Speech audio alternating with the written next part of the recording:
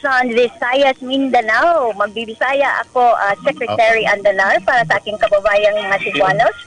Ilabi na nimo diha mayong buntag o sa tanang mga naminaw sa hashtag Laging Handa Network Briefing o sa ato ang mga guests karong adlaw to Cebu City Mayor Edgardo Labella and to other national government officials.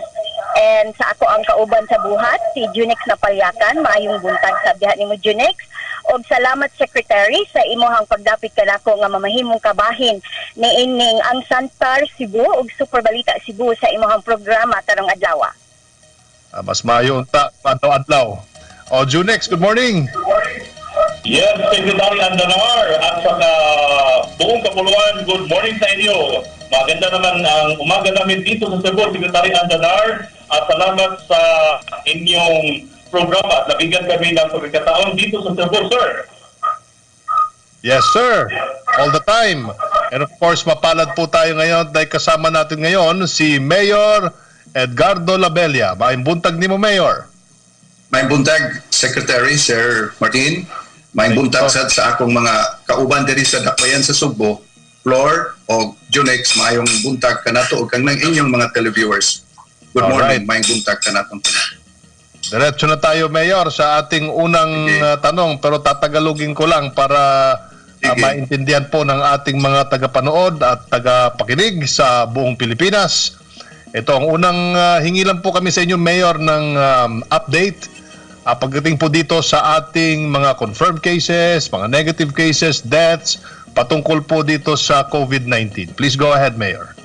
Yes, pasensya na kayo kung yung Tagalog ko hindi medyo as articulate as the good secretary, but of course I'll try my best to speak in Tagalog, and pardon me if sometimes I mix it with English kung mahirapan ako sa Tagalog, Secretary. Wala problema, Mayor, pwede nating Taglish, wala problema na.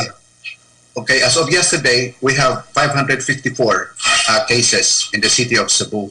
Actually marami ito, but we already told our people here na we expect that there will be a rise of the cases because we are undertaking a massive swab testing. Alam mo, Secretary, Sir, alam nila ni Jonix yan at saka ni Flor, na tayo dito sa Cebu City, we have about 40,000 plus swab testing kits. Of course, thanks to Secretary Mike Dino na tumulong rin, and of course the city of Cebu, we have to be prepared. Kailangan na mag-test talaga tayo mass kits kasi lalo na ngayon we found out that of these 554 found to be positive, a great number of these, mga 80 to 90% are asymptomatic, and these are the more dangerous sabihin natin patients if at all, kasi if they are asymptomatic, walang ubo, walang sipon, walang lagnat. So kung hindi natin sila na swab test, then necessarily makahawa sila sa iba. So although dumadami tayo, ang nag-rise yung ating number of positive, but this is a good move kasi nakita natin na mayroon palang mga asymptomatic. So what we are doing with this asymptomatic positive, ang protocol ng DOH is that if you are asymptomatic, but if you are positive but asymptomatic, home quarantine ka lang. But in our case, Sir Secretary, whenever given age, especially if most of these positive asymptomatic live in very densely populated, many of them are informal settlers like those in Sitio Zapatera and of Barangay Luz and Sitio Calihon o Barangay Labangon. So what we are doing is, yung mga positive asymptomatic, alinagay natin sa ating tinatawag na BIC, Barangay Isolation Centers, is instead of just letting them in home quarantine. So ang nangyayari, naka-isolate na sila ngayon, and of course if they become mild moderate patient or case, ilalagay natin sila sa ating tinatawag na Cebu City Quarantine Centers. Mayroon na tayo, tatlo yung operational na, yung isa yung sa North Reclamation, and ipaalam namin na hindi lang ito ordinary na edifice na structure. Ating yung itong North Reclamation Cebu City Quarantine Center, may mga equipment ito compliant with the Department of Health Protocol. mayroon itong tinatawag na negative pressure equipment na yung mga virus hindi makakalat, makonfined sa kapapatay. It can accommodate about 200 plus mild moderate cases. Tapos mayroon tayong ring through the help of Cebu's or the Ateneo de Cebu Sacred Heart School in collaboration with the Department of Health, the City Health Office, and the business sector. Mayroon rin tayong bayanihan quarantine center that can accommodate 50 to 80 mild moderate cases. Now, in the event na itong mild moderate case magiging serious severe, ang ating mga hospitals, Vicente Soto Memorial Medical Center, Cebu City Medical Center, and of course our private hospitals. By the way, pasalamat ako sa ating mga private hospitals dito, Cebu Doctors Hospital, Chongwa Hospital, Perpetual Soccer Hospital, Visayas Medical Center na they are really offering their hospitals sa mga COVID cases. So, ganun ang protocol na ino-observe natin. Then aside from mass testing na ginagawa natin at saka contact tracing, mayroon tayong tinatawag na 5 cluster clinics in strategic areas. Kung isang tao dito, medyo he feels na masama ang pakiramdam, mayroon tayong barangay cluster clinics, one in the north area, south area, west area, east area, and central area. So may iba dito who were found positive kasi nagpunta sila sa ating mga cluster clinics. Ang ating barangay isolation centers, we have 9. So ito nangyari, for example, sa barangay Zapatera, na there are about 123 cases. Oh, by the way, yun palang first 5 na barangay Zapatera positive cases because it included an 84-year-old woman.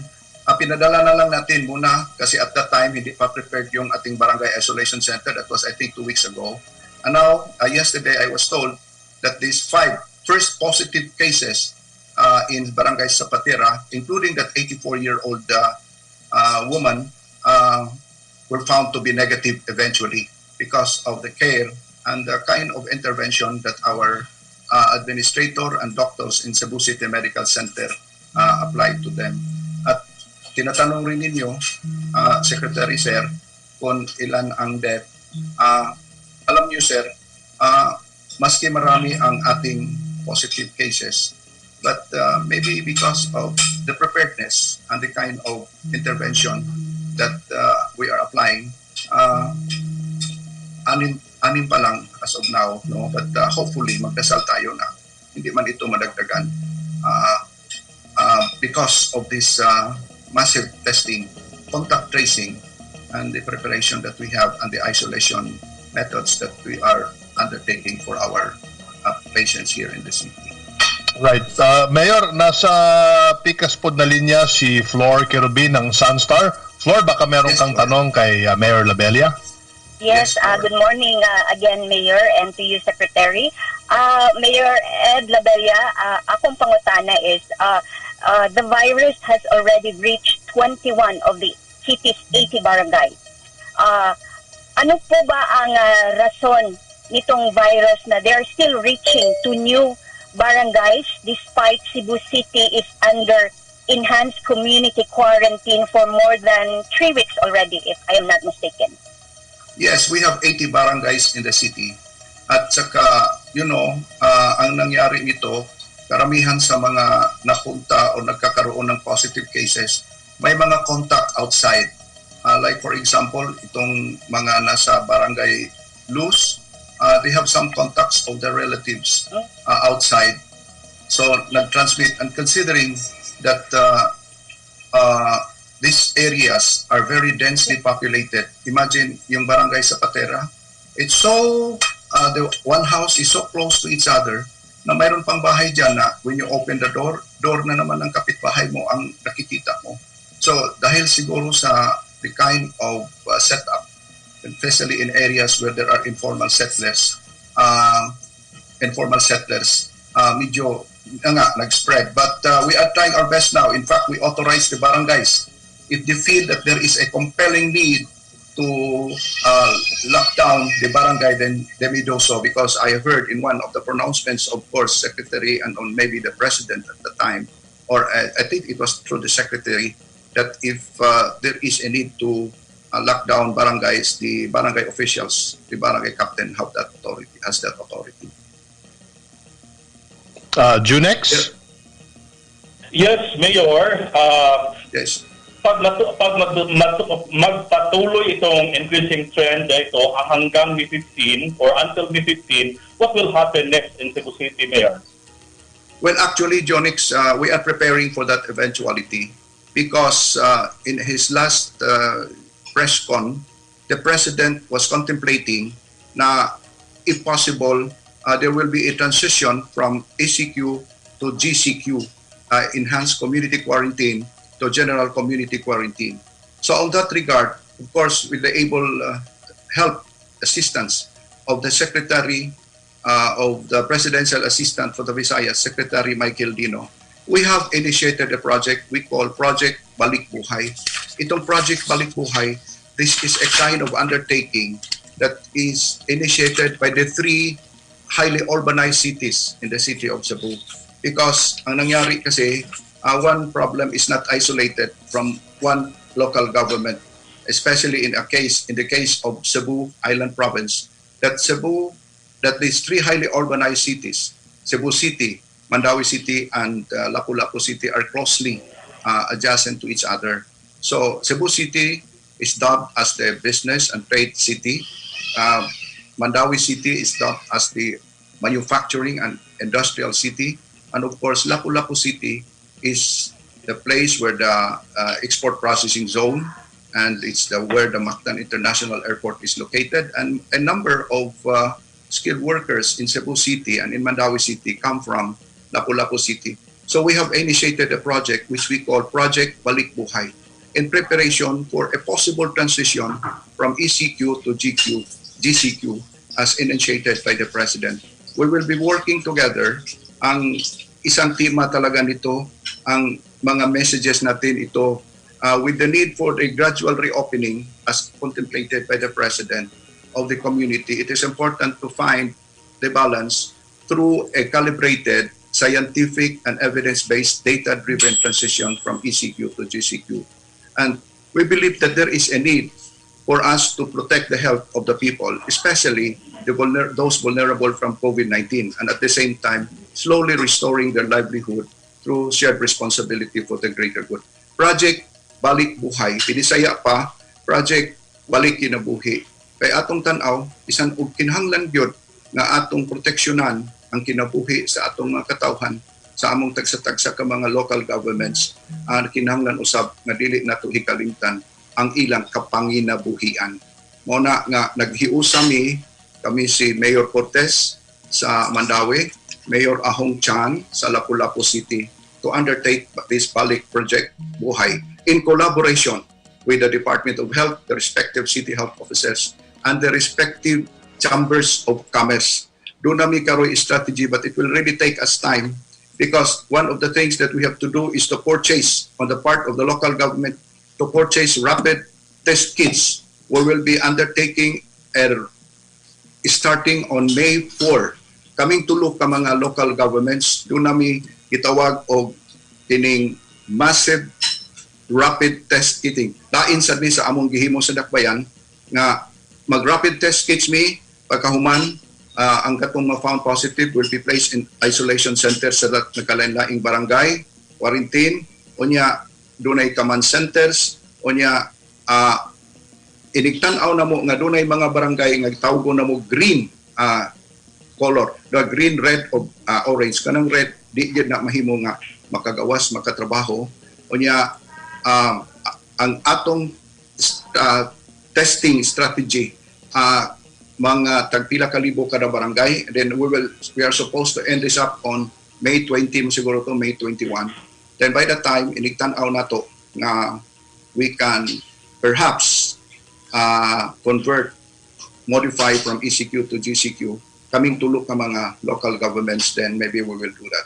But we will undertake first a massive rapid testing sa atong tagsa-tagsa ka mga mga lumulupyo sa kaning among tulo ka mga dakbayan. Nagiusa gyud ni, we're working together on this kay our we cannot isolate from each other kay contiguous maming tulo ka mga local government units.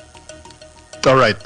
Mayor, nasa kabilang linya na po natin ngayon si Secretary Willie Dar ng Department of Agriculture. Sec Willie, kasama po natin ngayon si Mayor Edgardo Labella ng Cebu. Kasama din po natin si Junex ng DYLA at si Flor Querubin ng Sunstar. Good morning, Secretary Willie. Good morning po, Sec Martin. Good morning po, Mayor, at lahat po na nakikinig. Good morning po. Okay.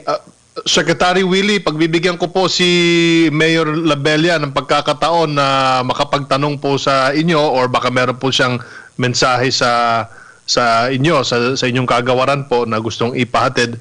Pero ang request ko lang po sa studio, baka pwedeng lakasan yung monitor namin. Please go ahead, Mayor Labella. Mr. Secretary, sir, you know, Cebu City is 75% mountainous and hilly. We have only 25% flat.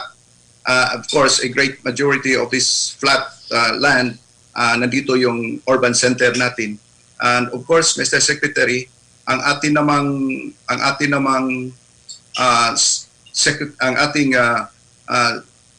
head ng ating Department of Agriculture dito sa Cebu City is trying his best formulating some plans. Kasi karamihan namin dito, especially those from the upland barangays, nagtatanim ng gulay, nagtatanim ng,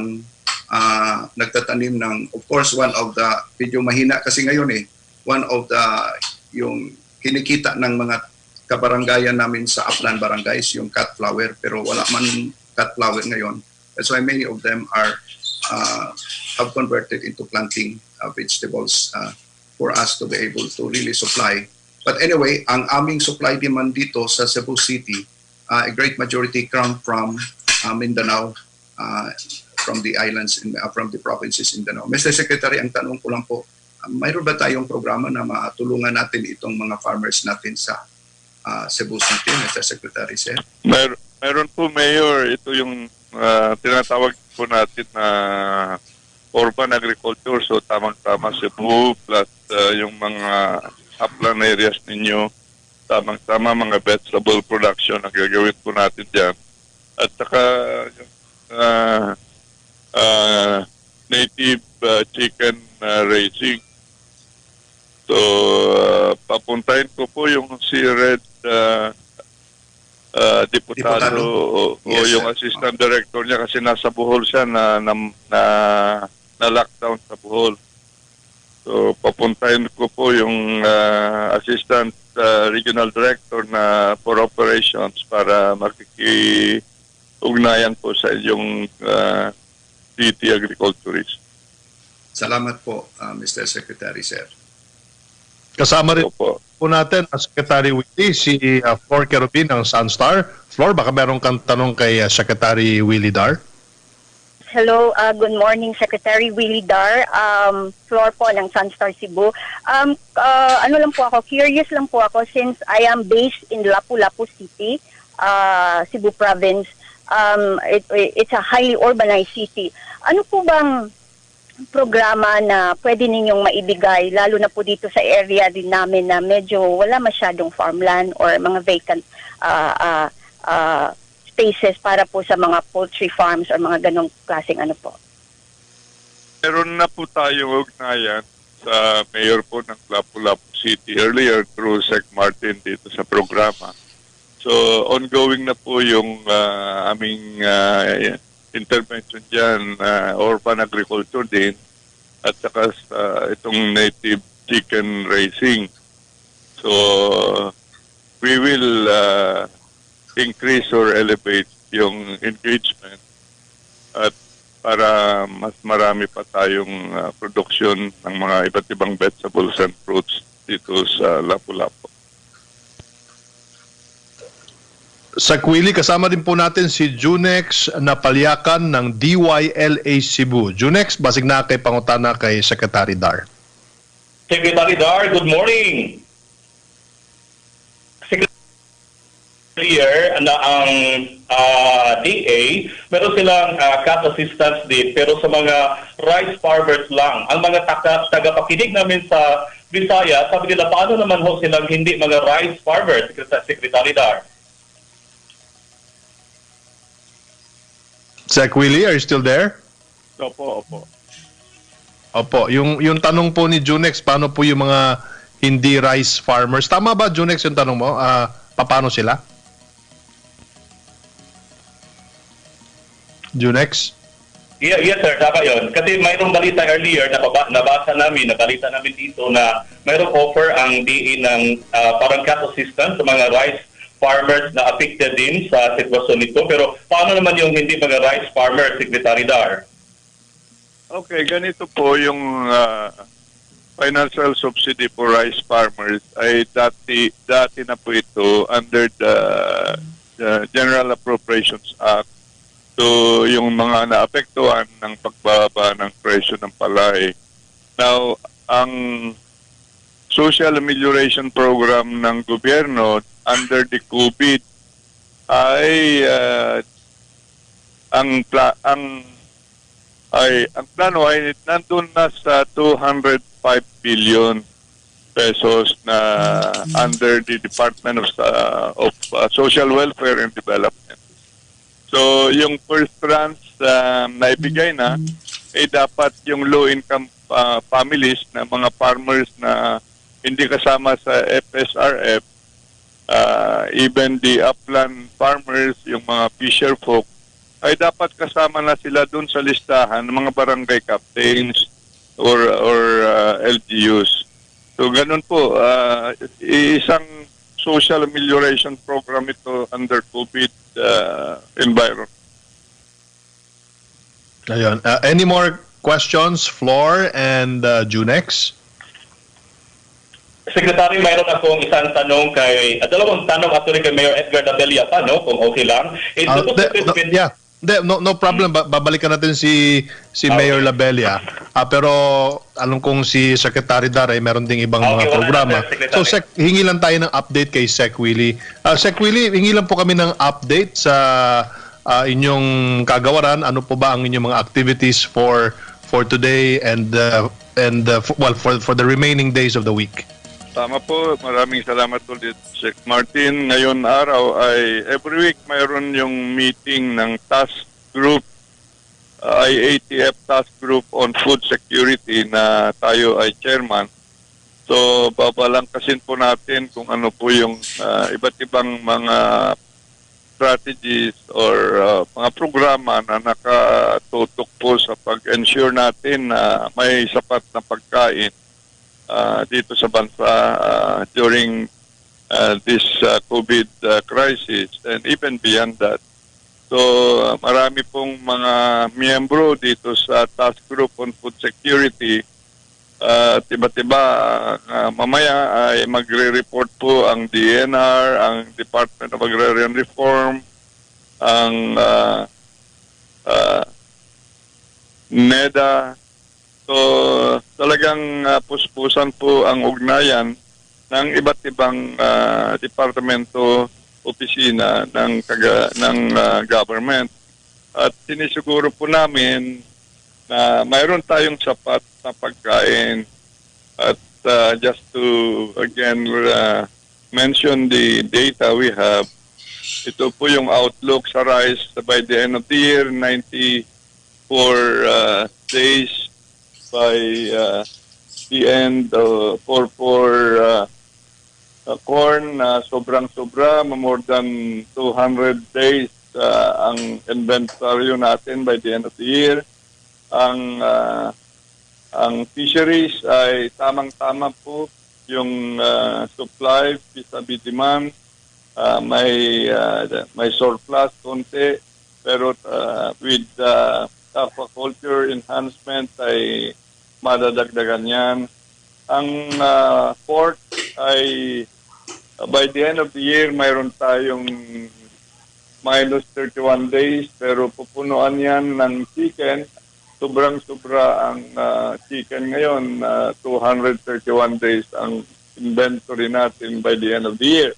vegetables, ganun din, 88 days. So, Sec Martin, with plant program, ay mas mataas po yung food sufficiency level ng bansa natin. Tulong-tulong po lahat tayo, Pilipino, every space, tamnan natin para may sapat po tayong pagkain. Okay, maraming salamat Sec Willie. Perhaps on another day pag-usapan naman natin yung logistics, no, yung transportation ng mga goods, yung mga harvest po ng ating mga magsasaka dahil mahalaga din. As I notice you always repeat the importance of transportation itong ating mga vegetables, yung ating mga palay, ang ating mga pork, chicken at mga products po ng ating mga farmers. Maraming salamat po, Sec Willie, mabuhay po kayo. Salamat po, mabuhay po tayo. Ang oras po natin, alas 8:29 ng umaga. Meron po tayong mga questions pa mula kay Junex ng DYLA and of course mula kay Flor din ng Sunstar. We'll just take a quick break, Mayor Labella. We'll be right back after a few reminders. Sa lahat ng mga magigiting nating mga kababayan sa frontline. Pacheck po ng inyong ID. Ilang malalim po. Lagi po tayong maghuhugas ng kamay, ha? Check po tayo ng temperature. Kayo ang aming mga bayani. Maraming salamat po sa inyong serbisyo. Lahat kami ay saludo at sumusuporta sa inyo. Isang paalala mula sa Philippine Broadcasting Service. Ang mga fake news ay di dapat pinapatulan. Ito lang kayo makinig ng totoo. Dahil ang dulot lang nito ay gulo at kalituhan. I do not have the duty to lie to you. Bakit ako Kaya't huwag maging biktima sa pamahalaan, magbigay tiwala. Pakiusap ko lang, huwag kayong mag-fake news. Pag mag-fake news kayo... Make sure your opinions are based on facts. Be aware, stay updated, be educated. Stop fake news and dismiss disinformation. Isang paalala mula sa Philippine Broadcasting Service. COVID Radio. Hashtag Laging Handa Radyo Pilipinas Special Coverage. Mayong buntag, Luzon, Visayas, Mindanao, mayong buntag sa ato mga higala diri sa Sugbo. Kauban pa rin natin ngayon, kasama pa rin natin ngayon ang ating alkalde, ang ating mayor po ng Cebu City, si Mayor Edgardo Labella, at kasama rin po natin ang ating kasamahan sa Sunstar, si Flor Querubin, at sa DYLA Cebu, si Junex Napalyakan. Junex, doon na kay pangutana para kay Mayor. Please go ahead, sir. Okay, Mayor, kiningubo lang, no? Daghang kay kagihisgutan kaganiha regarding sa programa after sa in May 15. Is Cebu City's financial capability enough to fight COVID-19 and to assess the residents who are suffering from this pandemic? Or do we need assistance from the national government, especially in restoring our economy in Cebu City? Well, Jonix, awa ng Diyos, ang Cebu City, I think we have enough to survive even during this time that we are on an extended ECQ. As a matter of fact, kung tutuusin natin, right at the very beginning na nag-issue tayo ng ECQ dito sa ating syudad, nagbigay tayo kaagad ng 120,000 sacks of rice. Ang guideline natin noon, bibigyan lang natin yung mga poorest of the poor and those yung na-dislocated, yung mga no work, no pay individuals. Now, after that, mayroon man tayo sa 2020 budget natin na 8 to barangays. Nagbigay tayo ng, sa first 10 thickly populated barangays, nagbigay tayo ng tag 3 million. Sa next 11 to 40, nagbigay tayo ng 2 million. And next 41 to 80, nagbigay tayo ng 1 million. Ang guideline natin na yung mga 3 million, 2 million, 1 million respectively, na binibigay natin sa 80 barangays, ang 80% noon should be devoted to food and 20% should be devoted to itong tinatawag natin na protective equipment like mga alcohol, antiseptic. Now, when we declared 3 days ago or 4 days ago, before even the national government declared to extend it on May 15, we already made a declaration that we will extend it also on May 15. Maganda lang, nagka-jive yung pag-extend natin sa pag-extend rin ng national government. We have also now set aside an amount to provide 200,000 sacks of rice to our constituents in the city of Cebu. And this time, we will not only provide to the poorest of the poor, but maybe also to the what we call as below middle income earners in the city.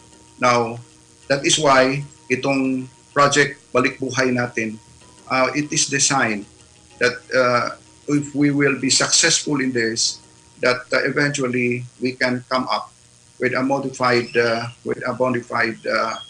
quarantine setup na yung mga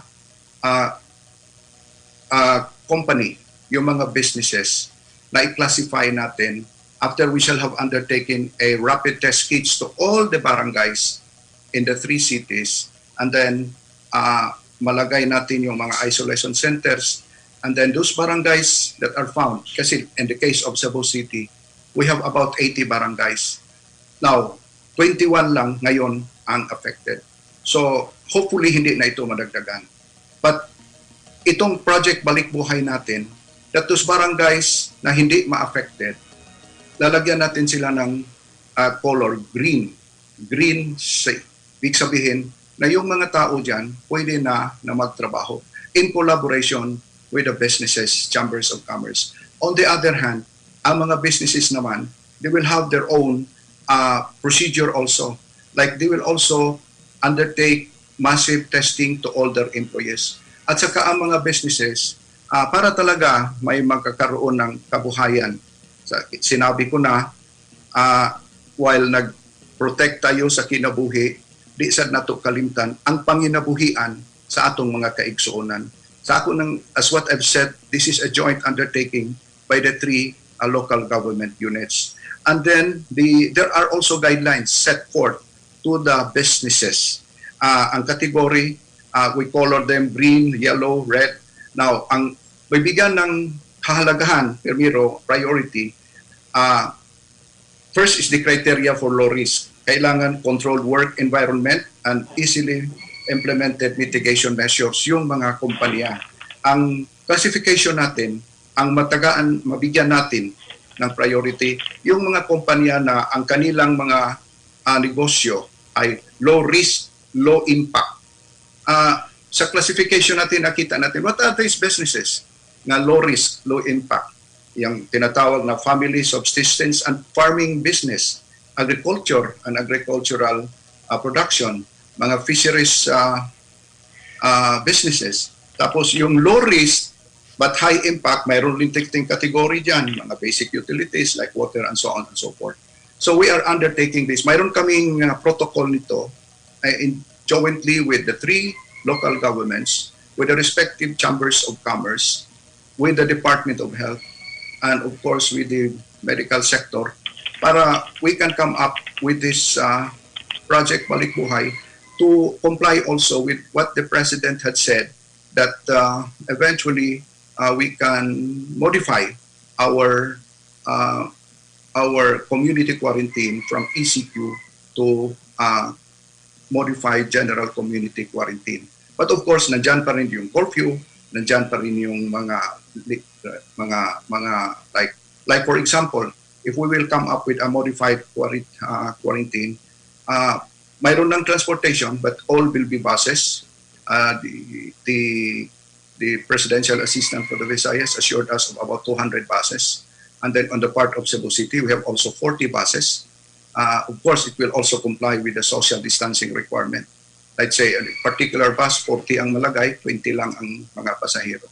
We are into this kind of a project para eventually, in the long haul ba, mabigyan natin pagkakataon na yung mga businesses na low risk, low impact, magkakaroon ng pagkakataon na ma-reopen rin.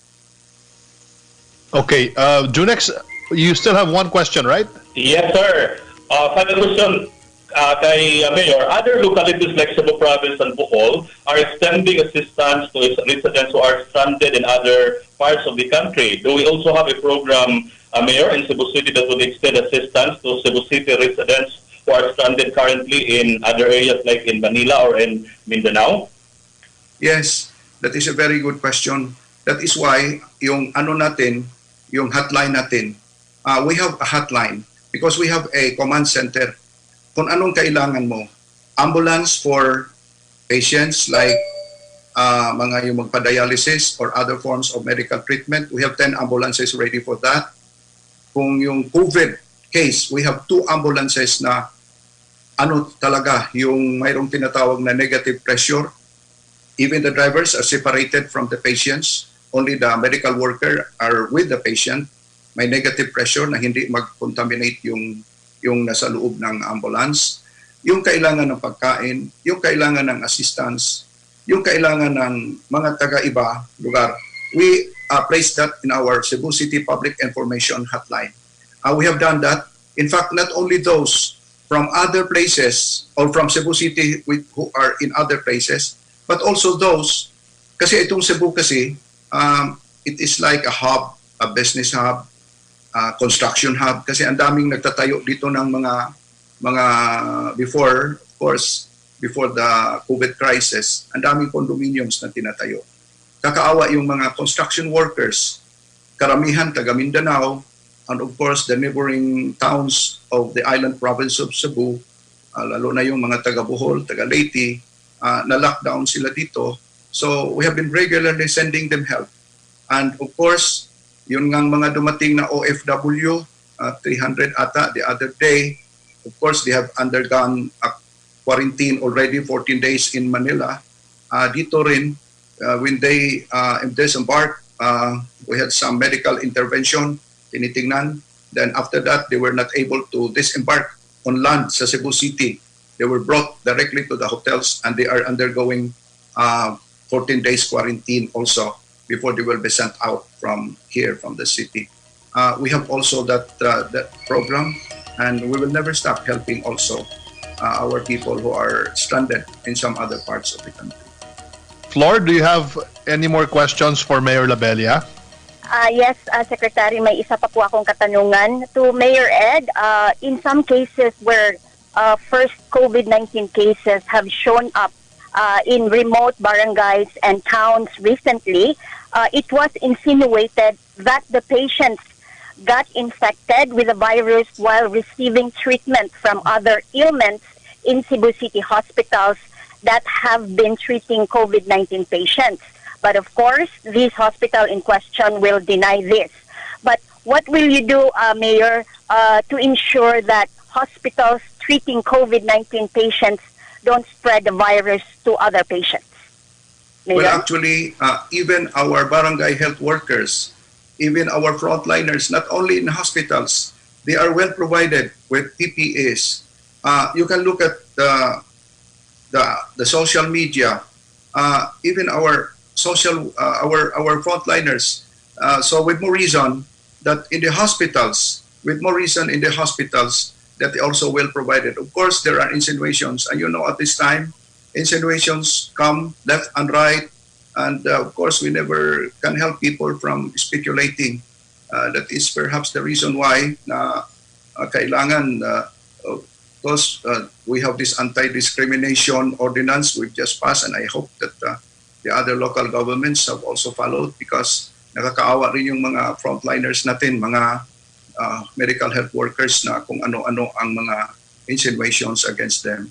Lord, I assure you that insofar as Cebu City is concerned, we are very particular about our health workers na kailangan talaga, aside from the fact na hindi sila makakontaminate, sila rin mismo hindi makontaminated. As a matter of fact, ang ating mga barangay health workers, mga frontliners, mga nasa hospitals, if they want to avail of our offer that they will be billeted in some hotels and some areas dito na nag-offer na pwede natin sila na mapabilit instead of going directly to their houses so that their families will not also be exposed to the risk. nagbigay tayo, thanks to some hotels here, and of course to isang Badford church community, nag-provide rin ng accommodation sa ating mga frontliners. So we assure you that not only for the protection of our yung mga residents na mahawaan, but also of our very own frontliners, because they are really, that's one of the reasons. I hope I can still elaborate further, Secretary Andana. Yes, please go ahead, sir. Please go ahead. Yes, actually, ngayon nga maraming nagrereklamo because we have this financial assistance to our senior citizens na tag 1,000 a month, that's 12,000 a year. So we were supposed to provide for the months of March and April. We have 82,000 senior citizens who are entitled to the financial assistance. Kasi March and April, dapat 2,000 na. Now we realize na because of the social distancing requirement, it is very difficult to just distribute this to this 82,000 in barangay halls, sports complexes. You can just imagine the social distancing requirement. So I hope that the senior citizens would understand, because there were other local governments na naghatid sila ng financial assistance, nahawaan yung mga pagador. And insofar as Cebu City is concerned, not only the pagador, the employees, because employees man ng City Hall ang mag-provide, but also the senior citizens who are more prone to get this COVID disease. So ang ginagawa natin, nakiusap tayo. In fact, we have just communicated and collaborated with the Commission on Audit na kasi kailangan this is public fund.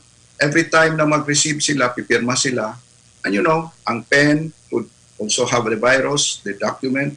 So we are now negotiating with the Commission on Audit, and I think they have approved in principle na instead of letting the senior citizens sign, those yung maghahatid, there will be at least 6 feet apart from the senior citizen, and then hindi na magpipirma kasi yung senior makapirma, pirmahan, or tammark, tamlak kung hindi makapirma. Instead, we can just waive that requirement. You will just take a picture on the senior citizen receiving the money, pero hindi i-directly lagay sa gitna ng isang lamesa or chair. And then, so we can give, and I hope that with the approval in principle of COA, that we will be able to give to our senior citizens for the months of March, April, and including May.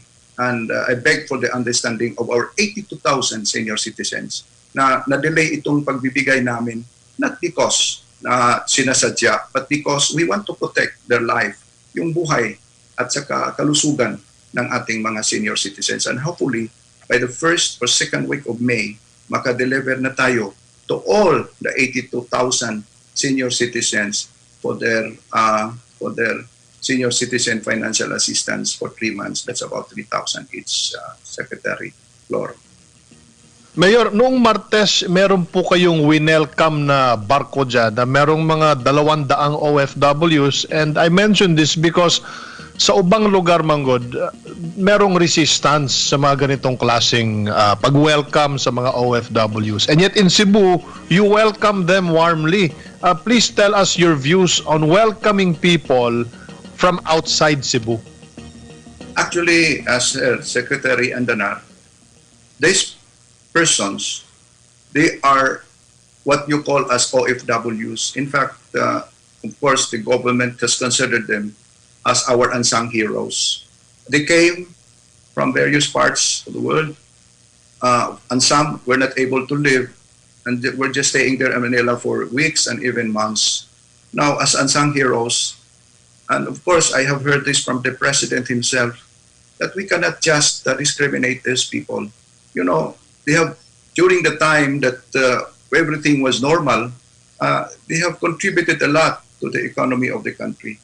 For as long as we observe the protocol of the Department of Health, like this one, for example, we had a meeting with the regional director of the police, the military, General Ferro, General Angkan, the Department of Health, OWA, and the DILG, that these people are coming and they will be going to the respective provinces some on Bohol, some in Leyte, and some in other parts of the island province of Cebu.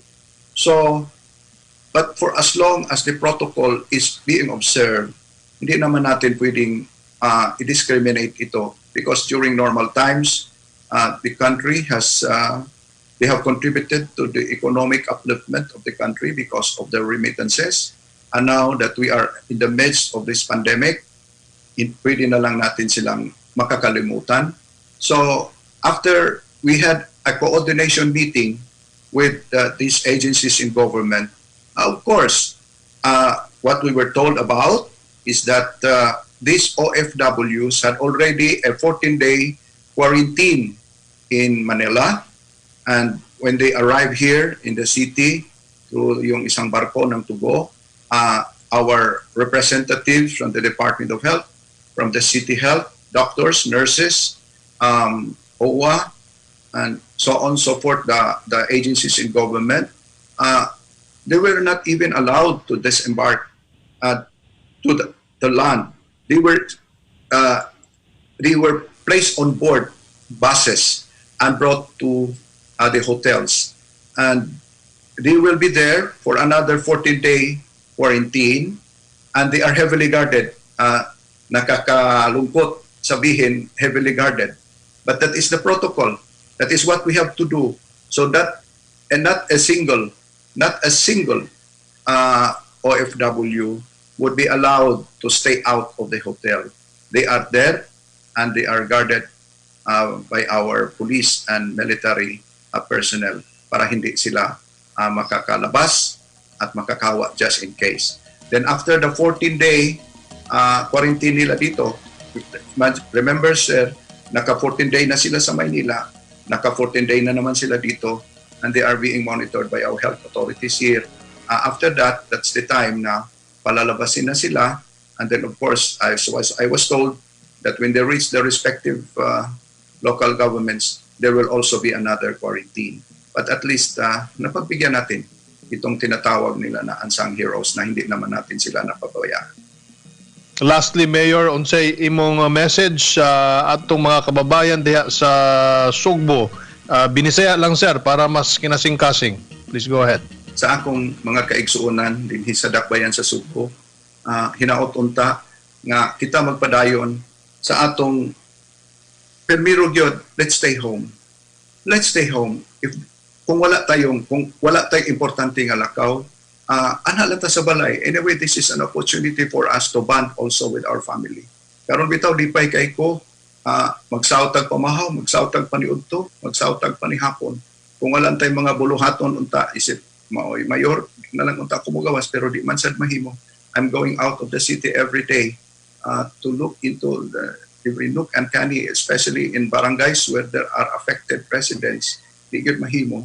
So maghangyo ko sa akong mga kaigsuonan sa dakbayan sa Sugbo, stay home, unya mag-observe gyud ta sa mga protocol sa Department of Health nga manghunaw ta pirmi, disinfect, unya pinaka-importante sad nga unta magpadayon ta pag-ampo sa labawng makagagahom nga kini mahuman na ning COVID crisis nga ato karon giatubang. And of course, I would like also to take this opportunity to thank our good Secretary Martin Andanar, for this opportunity, sir. And of course, sa akong paisano na si Jonix Napalakan o si Flor, salamat sad kayo. And of course, kanatong tanan. Di lang yun nako sa kalimtan, Secretary, if you don't mind, pagpasalamat sa atong pinalangga kayo nga Presidential Assistant for the Visayas, si Secretary Michael Dino.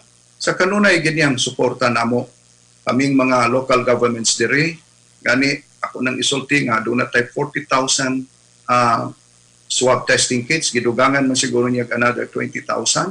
Unya, we have purchased enough rapid testing kits. We have also purchased kining atong mga ventilators busad sa tabang ni Secretary Michael Dino. O kanatong tanan, Secretary Andanar, sir, salamat kayo ning higayon nga imong gihatag kanato labi na sa akong kaigsuonan dinhi sa dakbayan sa Sugbo, sir. Thank you so much. Dagang salamat, Edgardo Labella, ang ating alkalde, mayor po ng Cebu City. Mabuhay po kayo, sir. Thank you po. Si Flor Kerubin ng Sunstar, maraming salamat Flor for joining us. Maybe you have a message for the public or baka meron kang gustong sabihin sa ating mga kababayan dyan po sa Cebu o mga kasama natin sa media dyan po sa Cebu. Wala lang po, Secretary. I would just like to thank you for inviting Sunstar Cebu and Super Balita Cebu sa programa ninyo ngayong umaga. And also to Cebu City Mayor Edgardo Labella for the enlightenment. So, mayong buntag, Secretary. Mayong buntag, Flor. Junex? Yes, Secretary, salamat ni Mayor Labella o sa ngansam no, sa magasakot sa media diri sa Cebu. Salamat sa kuno nimo, Secretary Andanar, sa imong assistance nga ihatag sa media diri sa Cebu. Walay problema, Junex, and hopefully we can have you all the time in this radio program, including Ma'am Flor Kerubin ng Sunstar. Once again, salamat Mayor Labella. It's 8:54. We will take a short break and then we will have Charis Managaytay, ang SK Federated President dyan po sa Cebu City para pag-usapan ng kanilang mga inspiring projects dyan po sa Cebu. Don't go away. Patnubay sa pamilyang mayroong kasamang may mild COVID-19 sa bahay. Kung ikaw ang miyembro ng pamilya na may mild COVID-19, panatilihin ang kalinisan sa pamamagitan ng pagligo araw-araw, gawing palagian at tama ang paghuhugas ng kamay. Sundin ang tamang paraan ng pag-ubo o pagbahing. Magkaroon ng sariling mga gamit pangkain na hindi papahiram sa ibang miyembro ng pamilya. Kumain ng tama at masustansyang pagkain. Palakasin ang resistensya at magkaroon ng sapat na tulog at pahinga. Sama-sama nating labanan ang COVID-19. We heal as one. Isang mensahe mula sa Philippine Broadcasting Service. One team tayo. Lahat magkakakampi. Tayo ay iisang matatag na republika na iisa ang layunin.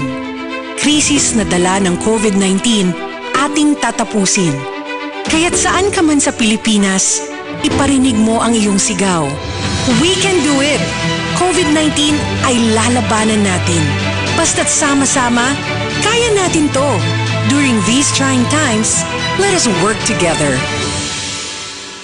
Isang paalala mula sa Philippine Broadcasting Service. Sa panahon ng COVID-19, lahat tayo ay nagtutulungan. Araw-araw ay itinataya ng ating magigiting na frontliners ang kanilang buhay sa ngalan ng serbisyo. Samantalang sinisigurado naman ng ating national government na mabigyan ng pagkain at non-food essentials ang mga lubos na nangangailangan. Kaya tayong nasa bahay, let's do our part to flatten the curve. Ugaliing maghugas ng kamay, panatilihin ang malusog at malinis na pangangatawan, at manatili sa ating mga tahanan. Isang paalala mula sa Philippine Broadcasting Service. Dole, tupad, #BKBK Project. Ano ang dapat mong malaman? Ano ang tupad #BKBK Project ng Dole? Ang tupad, #Barangay Ko, Bahay Ko Disinfection Sanitation Project ay isang proyekto para sa mga informal workers na naapektuhan ng kabuhayan dahil sa enhanced community quarantine tulad ng mga self-employed, direct hire, or occasional workers, house helpers, drivers ng pedicab, tricycle, PUVs, PUJs, TNVS at iba pa. Kabilang rin dito ang small enterprise operators, home workers, sub-minimum wage earners, magsasaka, mangingisda at iba pa. Ang mga manggagawang magkukwalify sa programang ito ay bibigyan ng trabaho na maglinis at mag-disinfect ng kapaligiran sa loob ng 10 araw, 4 na oras kada araw. For more information and updates, follow Dole's official Facebook page. A public service announcement from Philippine Broadcasting Service. Ang nanay ko, doktor. Si tatay ay nagtatrabaho bilang pulis. Ang ina ko ay sa home pharmacist. Akong amay, usa ka nurse. Maraming salamat po sa inyong lahat. Araw-araw nilang nilalagay ang kanilang buhay sa peligro. Sa ngalan ng serbisyo, hindi lang para sa mga mahal nila sa buhay, kundi para sa ating lahat. Kaya't sa ating mga Filipino frontliners, maraming salamat po sa inyong lahat. Lahat kami ay saludo at sumusuporta sa inyo. Isang paalala mula sa Philippine Broadcasting Service. COVID Radio. Hashtag Laging Handa Radyo Pilipinas Special Coverage.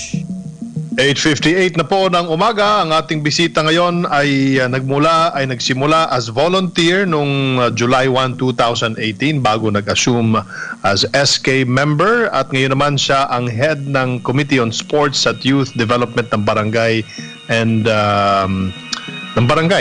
dyan po sa Cebu. Kaya makakasama po natin ngayon ang ating bisita, si Charis Managaytay. Charis, may buntag nimo. Good morning po, Secretary Martin. Salamat sa pagkakataon na ibinigay mo sa amin, Charis. You are the SK of what barangay dyan sa Cebu? Barangay Mangoto po, Pinamungahan, Cebu Province. Cebu Province, okay. And you are the SK Federated President. Ano ang mga projects na ginagawa nyo ngayon habang meron tayong enhanced community quarantine? Actually po, medyo naano po kami na we're facing difficulty po in terms of our budget. So we're trying to make projects na lang po that will really help the community despite wala po kaming budget ngayon because we weren't able to open our bank accounts. Yung sa federation po kasi, our mayor allocated a supplemental budget po. Tapos, ini-waive po namin para pambili po ng bigas sa aming municipality para mabigay sa constituents. After that po sa barangay po, we are trying to post advisories on our Facebook page. Tapos din po, namimigay din po kami ng health kits. We randomly ask for help from different personalities din po sa aming bayan para makapag-donate po para mabili ng kits para sa barangay workers. Tapos din po, nag-roving din kami at saka we help in repacking po sacks of rice para mabigay po sa constituents. Then din po, we have online activities po na isiniset sa aming barangay. We have online Got Talent po sa mga youth na pwede po nilang i-video tapos i-post po sa page namin. Tapos we also have our online advocacy campaign wherein yung mga youth po sa barangay namin nagagawa ng mga slogans po that will help support our frontliners.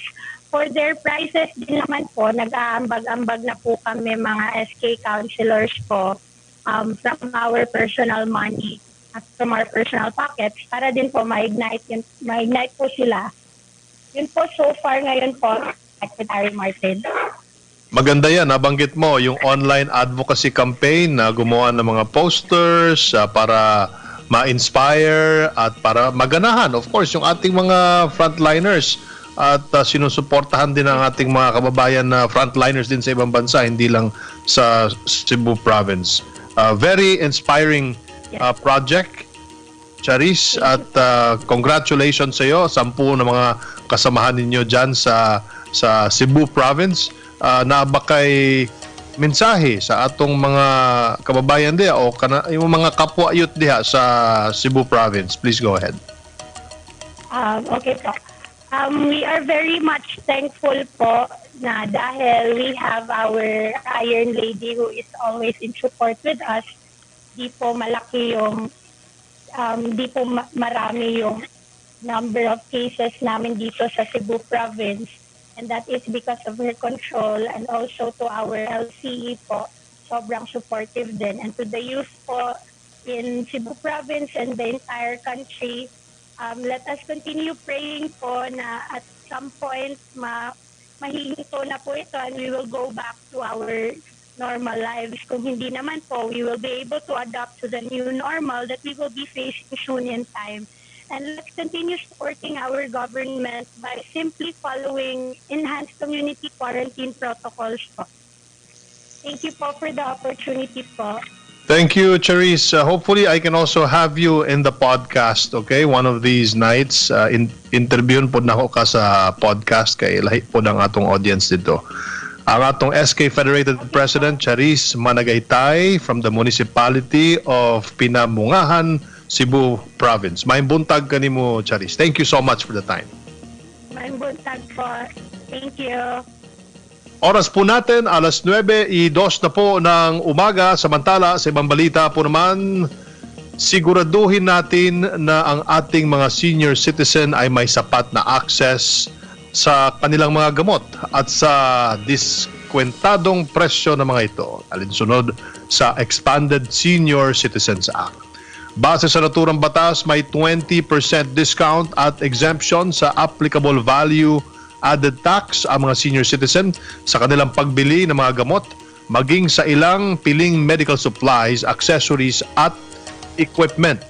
Ito ang panawagan ng chairman ng Senate Committee on Health and Demography na si Senador Bongo sa kabila ng pagpapatuloy ng enhanced community quarantine sa ilang bahagi ng bansa.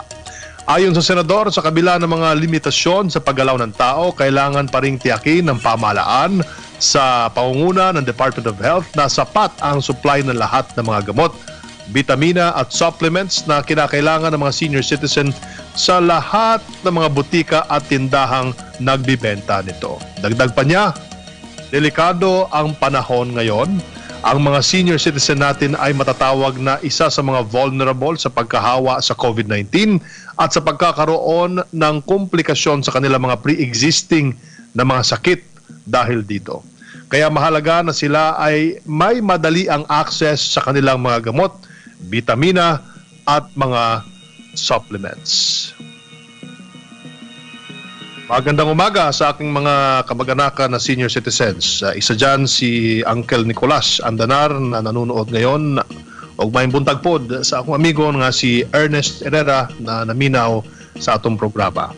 Pilipinas, dito po nagatapos ang network briefing para sa araw na ito. The PCO #Laging Handa PH Network Briefing organized by the Philippine Information Agency. Thank you PIA. Napakasipag ng ating PIA Region 7 sa pangunguna ni Ma'am Payet.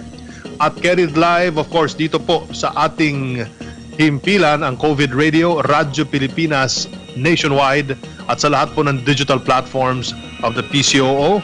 Of course, sa ating mga partner KBP member stations, maraming salamat din po. We would like to also thank our guests kanina, si Secretary Willie Dar. Salamat po, Secretary Willie, at araw-araw po kayong nagbibigay ng panahon sa ating programa, palatuntunan para i-promote ang ating agrikultura, mga projects po natin tulad ng plant. Salamat of course kay Mayor Edgardo Labella ng Cebu City. Daghan salamat sir. Ating mga kaibigan dyan sa Cebu, sa media, si Flor Querubin ng Sunstar Cebu, si Junex Napalyakan ng DYLAAM. Thank you so much. At salamat din kay Charis Managayta, yung ating SK chairperson dyan po sa Pinamungahan Municipality sa Cebu. Sa network briefing, pinagtatagpo po ng LGU, national government at local government dahil po ang COVID-19 ay krisis na dama ng buong bayan. Bawat rehiyon, bawat probinsya mahalaga, bawat rehiyon, bawat probinsya kinakausap, pinakikinggan, okay? Ito po si Secretary Martin Andanar. Magkita-kita muli tayo bukas para sa network briefing. Susunod na po si kasamang Aljo Bindiho. Ready na ba si Aljo? Ready na? Ready na. Secretary, thank you so much. Ingat sir, stay healthy. Ang sipag mo, Secretary. Ganang ko sa imong background karon kay kuan ba na kay TV tapos bago imong background ba? Ako nagabrihan ng kurtina para hayag sa likod. May na kay you need the sun, especially kung naarakas balay perme. If you don't go out, you need the sun for vitamins, no? Tama. Secretary, ingat sir. Sige, murag nagluto bag bulad ya, murag nagpaluto ko ganina giniling na ay sayote o kalabasa. Scramble o itlog. Sige, enjoy. Secretary, daghang salamat. Alright, tuloy-tuloy tayo sa pagbibigay ng impormasyon at mga balita po sa inyo mga kaibigan. Ito na po tayo sa COVID Radio pa rin, Birada Bendijo.